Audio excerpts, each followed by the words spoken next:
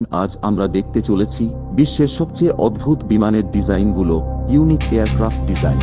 বিমান প্রযুক্তির ইতিহাসে এমন কিছু উড়োজাহাজের ডিজাইন করা হয়েছে যা তাদের অস্বাভাবিক আকৃতি এবং অভূতপূর্ব ধারণার জন্য চিরস্মরণীয় হয়ে আছে। এই বিমানগুলো প্রমাণ করে যে ইঞ্জিনিয়ারিং জগতে অসম্ভব বলে কিছু নেই। আজকের এই পর্বে দেখবেন বিশ্বের সবচেয়ে অদ্ভুত কিন্তু কার্যকরী কিছু বিমানের নকশা।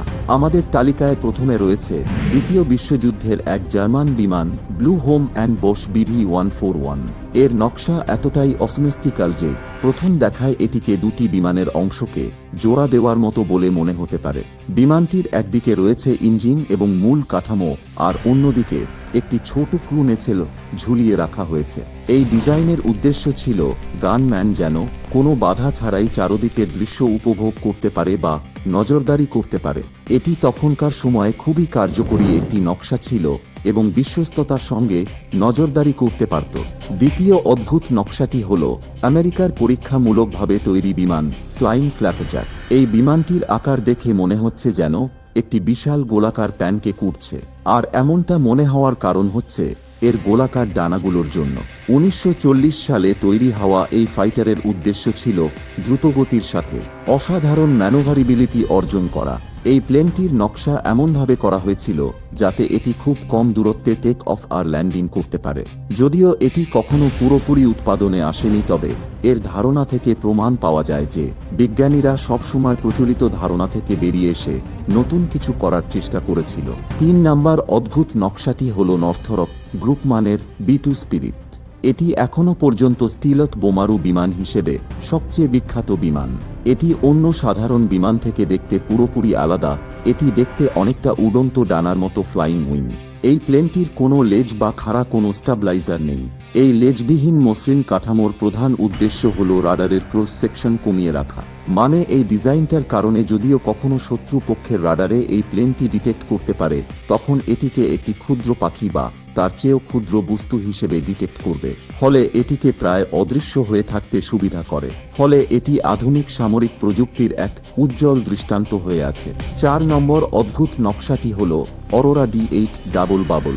এই অদ্ভুত নকশা নিয়ে গবেষণা এখনও চলমান। এই কনসেপ্টটি ভবিষ্যতের যাত্রীবাহী বিমানের জন্য তৈরি করা হয়েছে। এখানে জ্বালানি দক্ষতার বৃদ্ধির পাশাপাশি শব্দদূষণ কমানোর দিকেও নজর দেওয়া হয়েছে। এই প্ল্যানটিতে একটি ব্লেড উইন্ড বডির পাশাপাশি দুটি ফিউজেলাজ ব্যবহার করা হয়েছে, ফলে এর নাম হয়েছে ডাবল বাবল।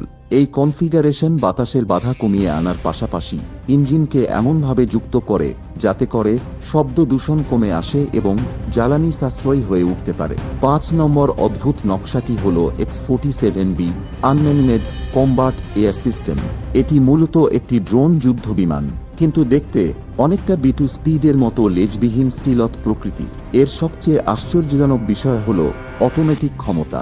এটি নিজে থেকেই নেভিগেট করতে পারে, এমনকি বিমান বাহিনীর রণতরী থেকে উঠতে এবং নামতে পারে, যা আগে শুধু মানুষের দ্বারাই সম্ভব ছিল।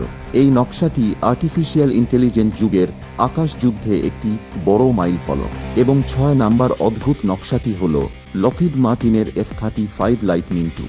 এখানে F-35B এবং F-35 লাইটনিং II এর মধ্যে সবচেয়ে বড় পার্থক্য হল সরাসরি টেক অফ এবং ল্যান্ডিং করতে পারার ক্ষমতা। এই ক্ষমতার জন্য এর ভেতরে একটি বিশেষ লিফটিং ফ্যান সিস্টেম বসানো হয়েছে, যা ইঞ্জিন থেকে সরাসরি শক্তি নিয়ে বিমানটিকে সোজা উপরে তুলতে বা নামাতে সাহায্য করে। এই জটিল সিস্টেমটি বিমানের অভ্যন্তরীণ কাঠামো এবং বাইরের চেহারায় বড় পরিবর্তন এনেছে, যা এটিকে সামরিক বিমান ডিজাইনের এক অসাধারণ প্রকৌশলগত কীর্তি হিসেবে গণ্য করা হয়। আসলে সামরিক চাহিদা এবং প্রযুক্তিগত অগ্রগতি বিমানের নকশাকে প্রতিনিয়ত অদ্ভুত ও প্রত্যাশিত এবং আরও বেশি কার্যকরী করার জন্য প্রতিনিয়ত কাজ করা হচ্ছে। BV-141 থেকে শুরু করে B-2 স্পিরিট, F-35 লাইটনিং, প্রতিটি নকশাই বিমানের চলমান বিবর্তনকে এক গুরুত্বপূর্ণ অধ্যায় নিয়ে গেছে। আপনাদের কোনটি সবচেয়ে অদ্ভুত এবং আকর্ষণীয় মনে হয়েছে কমেন্ট করে জানাতে ভুলবেন না। যদি ভিডিওটি ভালো লেগে থাকে তবে লাইক দিন এবং এই ধরনের তথ্য আরও জানতে চাইলে চ্যানেলটি সাবস্ক্রাইব করে পাশেই থাকুন।